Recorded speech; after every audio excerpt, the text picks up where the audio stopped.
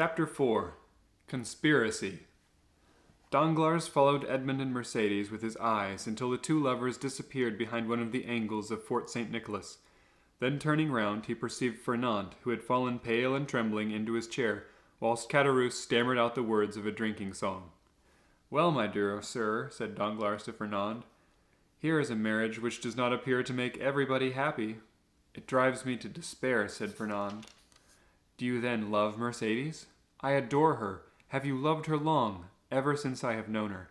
"And you sit there, tearing your hair, instead of seeking to remedy your condition? I did not think it was thus your nation acted." "How would you have me do?" said Fernand. "How do I know? Is it my affair? I am not in love with Mademoiselle Mercédès. But for you, seek, and you shall find." "I have found already." "What?" "I would stab the man, but the woman told me that if any misfortune happened to her betrothed, she would kill herself." "Pooh! Women say those things, but never do them." "You do not know Mercédès. What she threatens, she will do."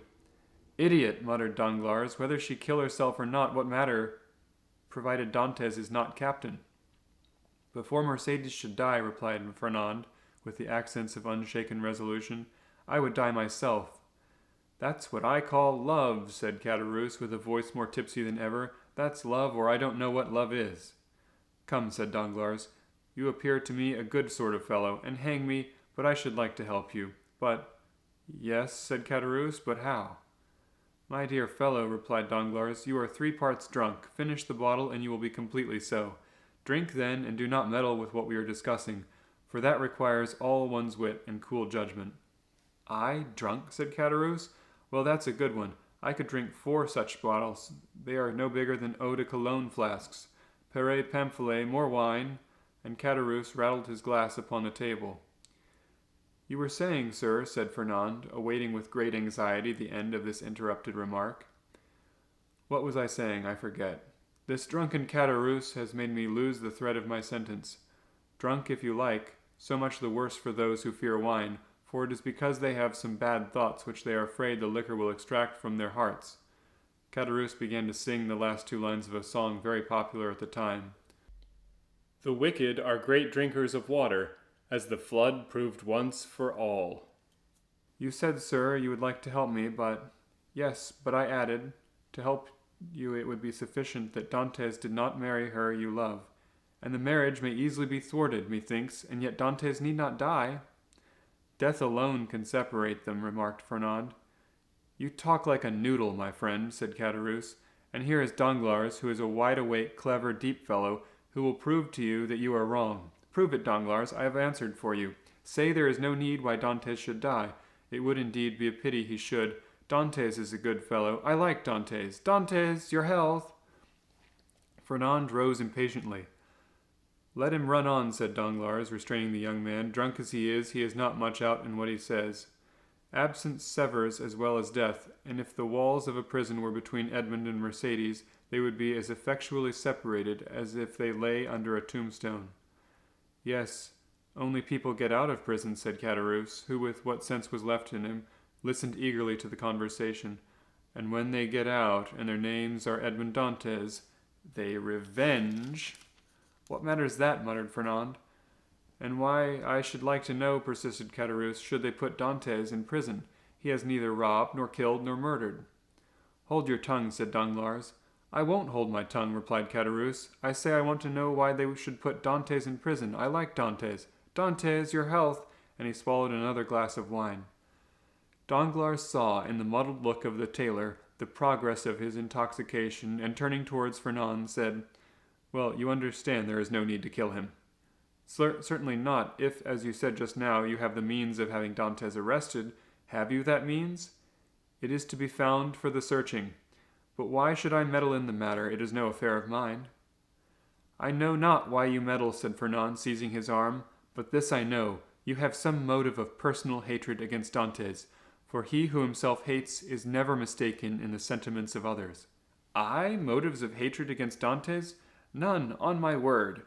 I saw you were unhappy, and your unhappiness interested me, that's all. But the moment you believe I act for my own account, adieu, my dear friend, get out of the affair as best you may." And Danglars rose as if he meant to depart. No, no, said Fernand, restraining him. Stay. It is of very little consequence to me at the end of the matter whether you have any angry feeling or not against Dantes. I hate him. I confess it openly. Do you find the means? I will execute it, provided it is not to kill the man, for Mercedes has declared she will kill herself if Dantes is killed. Caderousse, who had let his head drop on the table, now raised it, and looking at Fernand with his dull and fishy eyes, he said, Kill Dantes? Who talks of killing Dantes? I won't have him killed. I won't. He's my friend, and this morning offered to share his money with me, as I shared mine with him. I won't have Dantes killed. I won't. And who has said a word about killing him, muddlehead? Replied Danglars. We were merely joking. Drink to his health, he added, filling Caderousse's glass, and do not interfere with us. Yes, yes, Dantes' good health, said Caderousse, emptying his glass. Here's to his health, hurrah! But the means, said Fernand.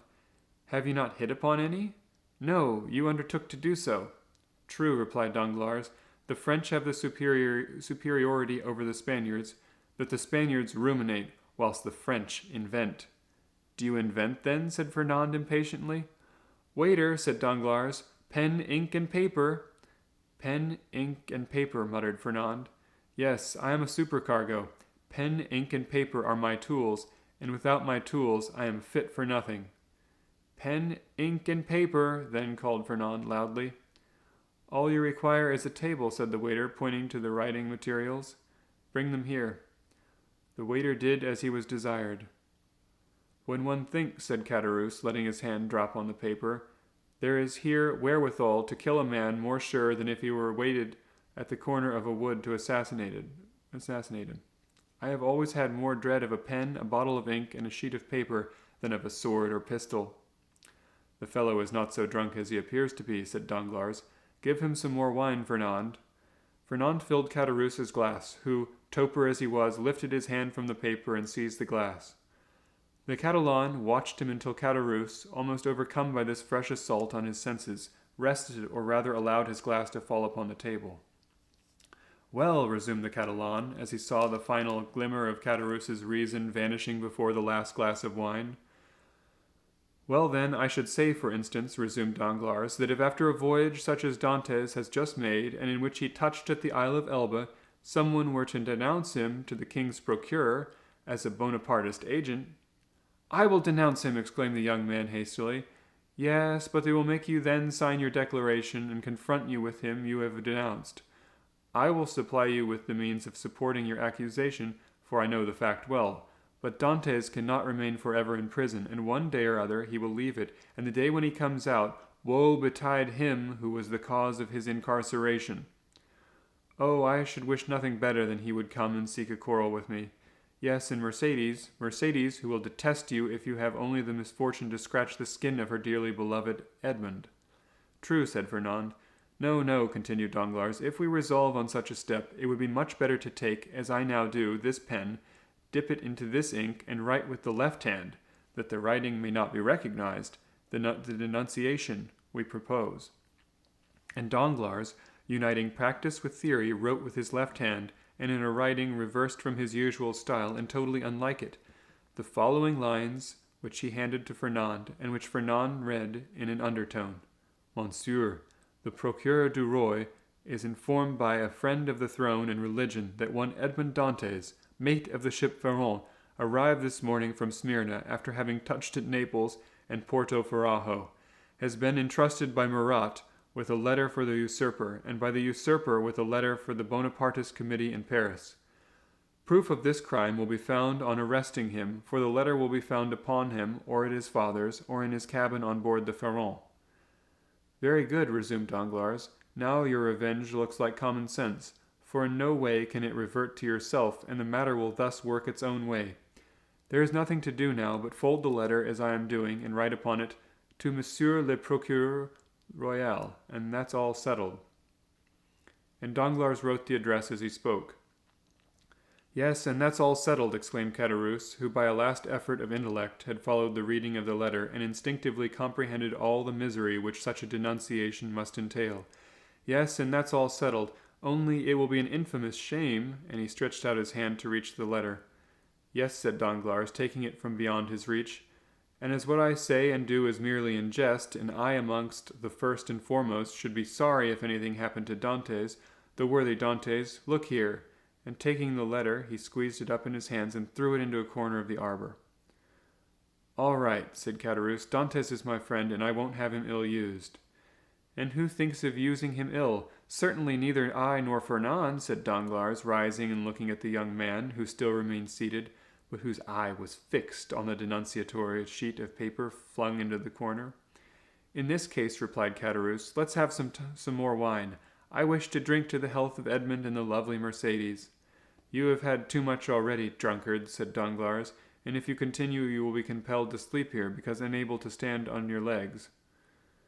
"I," said Caderousse, rising with all the offended dignity of a drunken man, "I can't keep on my legs? Why, I'll bet a wager I go up into the belfry of the accusation, and without staggering, too." "Well done," said Danglars. "I'll take your bet, but tomorrow—" "Today it is time to return. Give me your arm, and let us go." "Very well, let us go," said Caderousse, "but I don't want your arm at all. Come, Fernand, won't you return to Marseille with us?" "No," said Fernand, "I shall return to the Catalans." "You're wrong. Come with us to Marseille. Come along." "I will not." "What do you mean, you will not?" "Well, just as you like, my prince. There's liberty for all the world. Come along, Danglars, and let the young gentleman return to the Catalans if he chooses." Danglars took advantage of Caderousse's temper at the moment to take him off towards Marseille by the Porte Saint-Victor, staggering as he went. When they had advanced about 20 yards, Danglars looked back and saw Fernand stoop, pick up the crumpled paper, and putting it into his pocket, then rush out of the arbor towards Pilon. "Well," said Caderousse, "why, what a lie he told. He said he was going to the Catalans, and he is going to the city. Hullo, Fernand." "Oh, you see wrong," said Danglars. "He's gone right enough." "Well," said Caderousse, "I should have said not, how treacherous wine is." "Come, come," said Danglars to himself, "now the thing is at work, and it will effect its purpose unassisted."